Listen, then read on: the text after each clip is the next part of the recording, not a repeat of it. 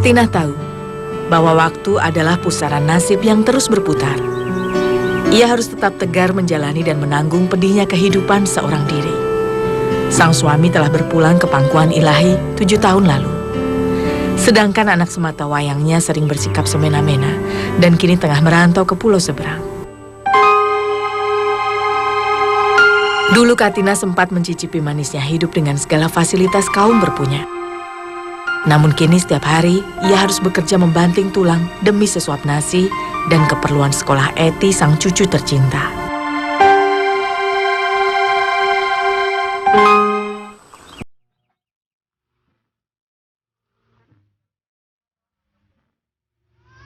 Bagaikan lentera, keberadaan cucu satu-satunya inilah yang terus menjadi penerang dan pelipur kala lara menerpa. Eti telah tinggal bersamanya sejak berusia 2 tahun. Eti adalah putri dari anak satu-satunya Hendra.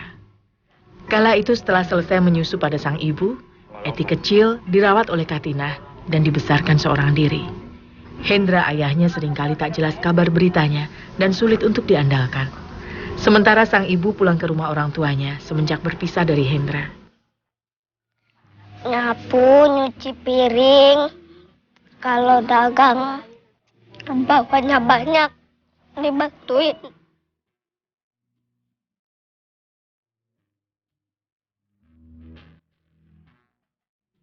Tak pelak lagi Katinahlah yang harus menanggung segala kebutuhan sekolah dan keperluan Eti sehari-hari dengan menjajakan aneka makanan tradisional berkeliling kampung.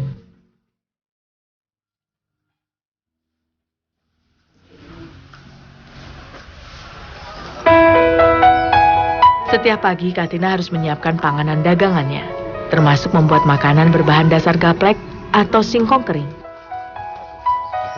Masyarakat setempat biasa menyebutnya dengan oyek, sedangkan masyarakat Gunung Kidul lebih mengenalnya sebagai tiwul. Oyek atau tiwul ini merupakan jajanan yang paling banyak digemari pelanggan Katinah.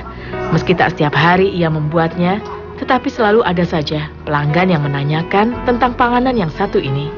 Eta kejo gaplek nggih. Kamari ge tadi ge aya nanyakeun deui. Geuning teu dagang di kejo gaplek cenah. Tuh. Kejo gaplek celem keong eta. Laris eta. Bahan utama untuk membuat oyek adalah tepung gaplek. Caranya mendapatkan cukup sederhana. Singkong yang telah dikupas kulitnya ini dijemur hingga benar-benar kering.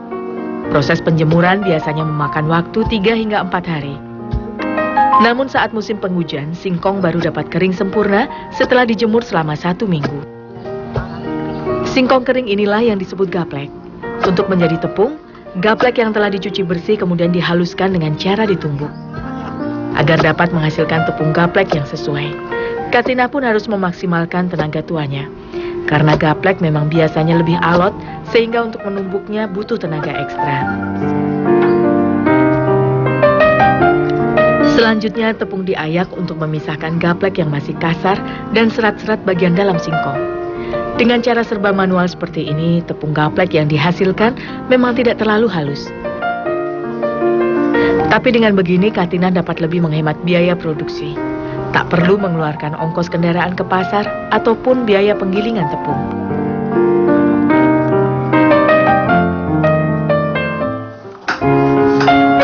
Jika pada umumnya tiwul tersaji dalam rasa tawar, maka oyek ini diberi tambahan gula merah untuk pemanis.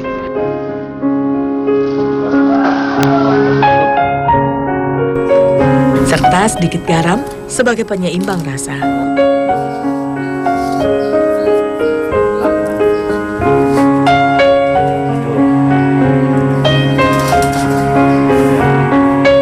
Setelah tepung, gula merah, dan garam tercampur merata, adonan kemudian diberi sedikit air sebagai pelarut.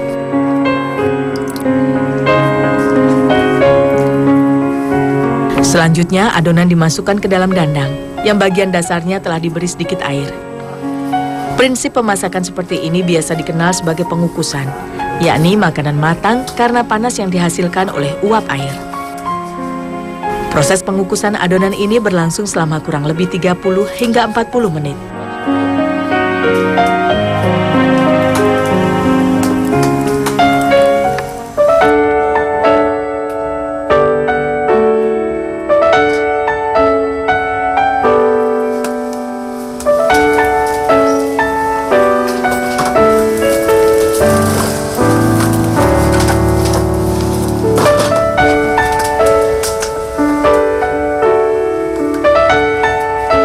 Setelah matang, oyek kemudian ditaburi parutan kelapa sebagai penambah rasa gurih.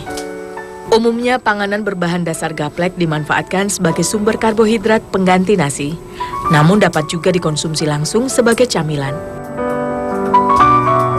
Selama ini makanan yang satu ini sering dianggap sepele.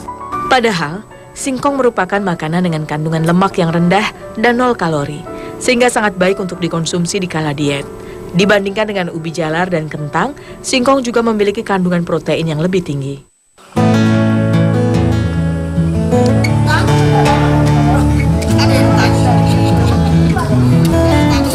Hayang, kejo gaplek. Dagang kejo gaplek. Setiap hari usai memasak dan mempersiapkan segala keperluan Eti sekolah, Katina langsung menjajakan makanan buatannya di sekitar kampung. Ia mulai beranjak dari rumah sekitar pukul 8 atau 9 pagi. Jualan anak tempo jam 8 isuk eta baru biji ti imah gitu. Engke jam 11 ge majar nama jam 12 balik deui ka imah gitu. Biasanya Katina akan mendatangi rumah para tetangga di sekitar tempat tinggalnya terlebih dulu. Mereka inilah yang menjadi pelanggan setianya. Setiap hari Katina menjajakan menu makanan yang berbeda dan bervariasi. Karenanya ia tak setiap hari membuat oyek. Di samping karena bahan baku gaplek yang sulit didapat akhir-akhir ini, Katina juga ingin agar pelanggannya tidak bosan membeli makanan buatannya.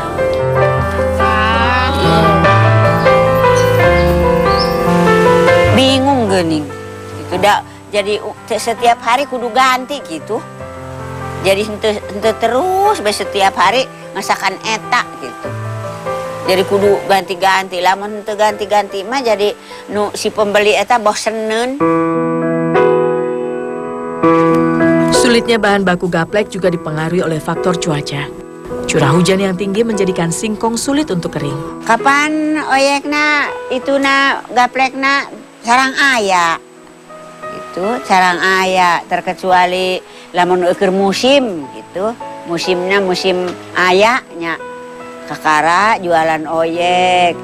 Ngareli kejo gaplek. Tak jarang Katina pun menukarkan kue dagangannya ini dengan barang keperluan dapur kepada para pelanggannya, seperti beras, telur, atau barang lainnya yang sedang ia perlukan.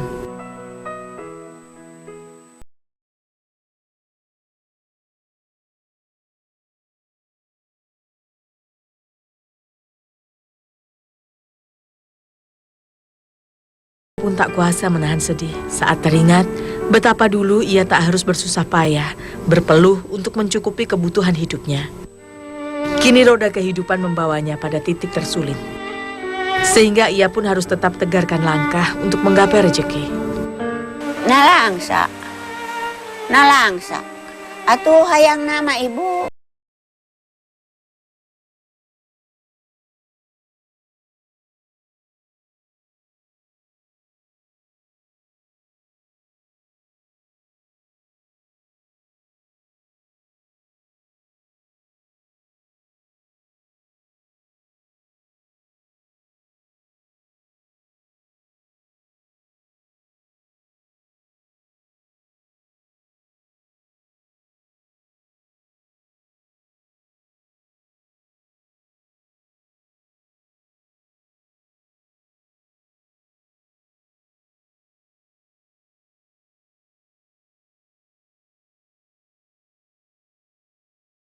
Honda tuh engke lamun geus boga Honda ngayang da eta ngawulang kapan siga nu wegah da bakti na nama nang 3 tahun kapan siga nu wegah lamun balik tas ngawulang terus gelap ka mana kitu balikna geuning sapeuting teu datang. Tak ada gunanya ia sesali yang telah terjadi. Tekadnya kini hanya ingin memenuhi kebutuhan sekolah Eti dan makan sehari-hari.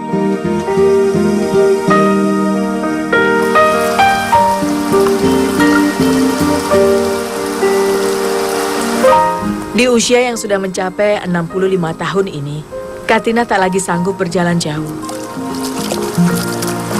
Ketika matahari telah berada tepat di atas kepala pukul 12 siang, ia pun segera bergegas pulang.